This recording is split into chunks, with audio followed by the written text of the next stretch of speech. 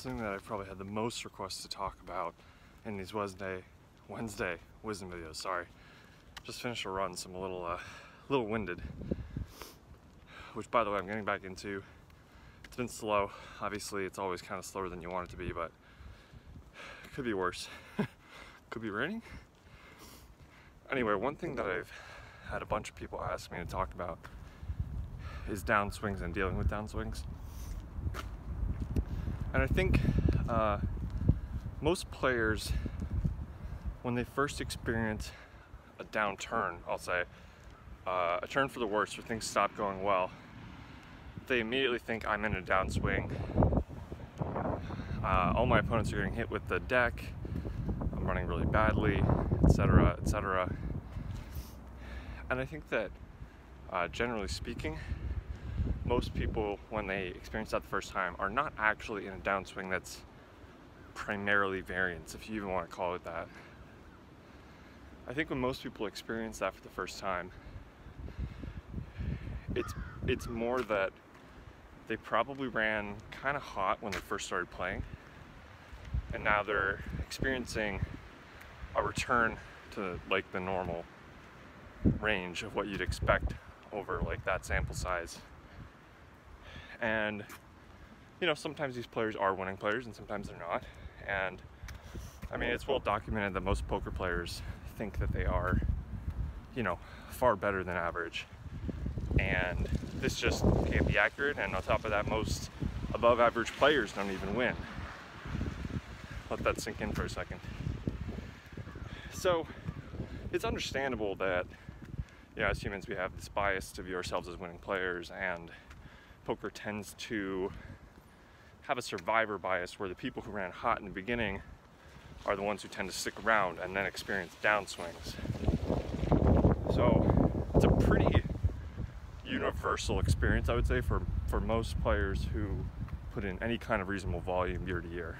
Now, as far as dealing with it, that's kind of saying what a downswing might not be. You know, downswing isn't necessarily just that you're losing.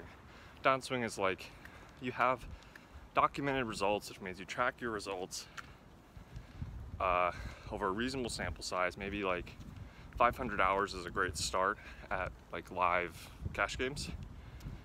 Tournaments, don't even ask me about live tournaments as far as like getting a sample size, because it's that's a tough one to muster up.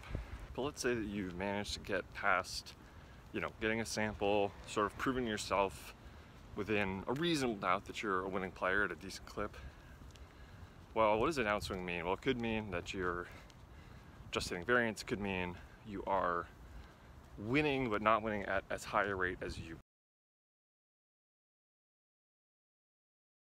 More often than not, players are going to start playing worse when they're running worse. And this is close to universal. I know some people say, no, Matt, I don't tilt, I don't play worse, whatever, that's fine. I mean, you don't need to prove anything to me. You just need to like take stock of what you're doing and evaluate whether you are playing worse, if it's affecting your mental game, and just know that for most people the answer is yes. And it's not like anything to be ashamed of. It's not a bad thing per se. It just means that you're human, and you know, that's something else you can work on. And I know I have to work on that, so it's not like I'm preaching here. It's just reality. But so far as handling the downswing, if you are very confident that you're not really playing much worse, it's just variance, and you're not worried about it, you don't really have to do anything. Just keep playing, keep putting in the hours, and the results will follow. Now, most often people are asking these questions because they are concerned. They have doubts like, am I even a winning player? Even though I had this sample saying that I was. Whoa. And so for those people, it's really much more down to, you know, what's going to best serve you. And for a lot of people, I'd say first step, take stock, do that reflection, but then just take a break. Doesn't need to be a long break. Maybe you play twice a week. Just take the week off. Take 2 weeks off. You know, that's like a great way to just make sure that you kind of have a bit of a break that you need, and that's really all you got to do. That's kind of step one. Step two is really evaluate your game and study more, because a lot of times these downswings the mental part of it, I'm not even talking about like the play bad part, but the mental part of it just becomes so much easier when you're very confident that you're making the right plays. And you become very confident when you're making the right plays.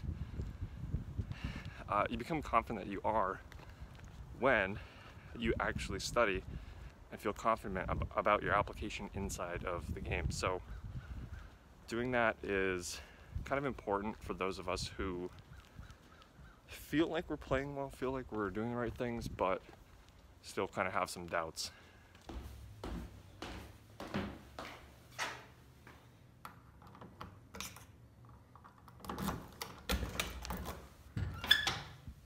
Now, I do think there's a lot more that you could talk about when it comes to downswings, because I think there's a tendency for people to have certain kinds of mistakes when they're running bad, as compared with their typical kinds of mistakes that they most often make. And so, like, we could spend some time talking about that in a later video. I just kind of wanted to throw that out here that I think taking a break and studying more are things that help most people get through downswings, and most people don't study enough in general. So using downswings, using bad runs as a kind of good excuse to just hit the lab more, do a little more study, and just take stock of your game can't really be a bad thing, especially if you are struggling mentally with the run that you're on. Speaking of runs, I'm back from mine, so I'm gonna call it here and see you guys next video. Peace.